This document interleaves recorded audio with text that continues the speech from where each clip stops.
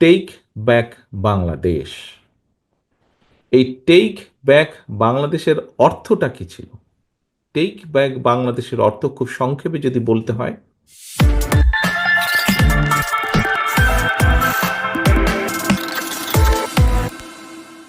আপনাদের নিশ্চয়ই মনে আছে যে স্বৈরাচার যখন এই দেশের রাষ্ট্র ক্ষমতা জনগণের অধিকার থেকে বঞ্চিত করে রাষ্ট্র ক্ষমতা ধরে রেখেছিল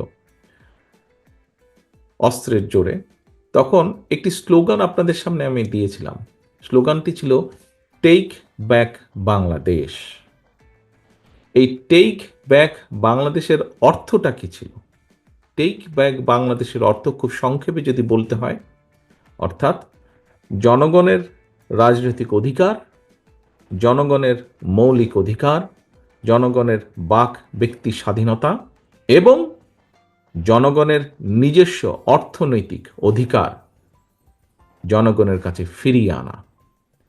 বাংলাদেশ, বাংলাদেশের পররাষ্ট্রনীতি, বাংলাদেশের অর্থনীতি, বাংলাদেশের সমাজ ব্যবস্থা, বাংলাদেশের রাজনীতি, বাংলাদেশের বিচার ব্যবস্থা, যাই বলি না কেন, কি হবে সেটি বাংলাদেশের মানুষ সিদ্ধান্ত নেবে, বাংলাদেশের মানুষ সেটি ঠিক করবে।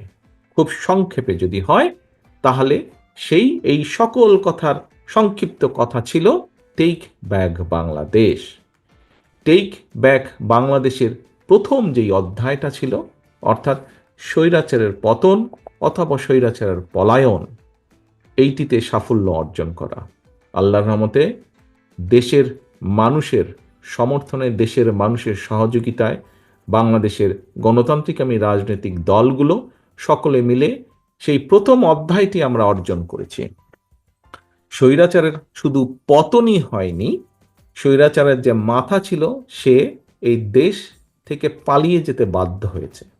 এখন প্রিয় সহকর্মীবৃন্দ, 15 বছর 16 বছর ধরে সেই ফ্যাসিস্ট বলি, স্বৈরাচার বলি, দুর্নীতিবাজ বলি, যাই বলি না কেন, অর্থাৎ যারা শুধু নিজেদের স্বার্থ হাসিলের জন্য, নিজেদের আখের গোছানোর জন্য তাদের প্রভু, ভিন দেশে যে তাদের প্রভু, তাদেরকে খুশি করার জন্য যেভাবেই বলি না কেন, দেশটাকে সম্পূর্ণ ধ্বংস করে দিয়ে গিয়েছে।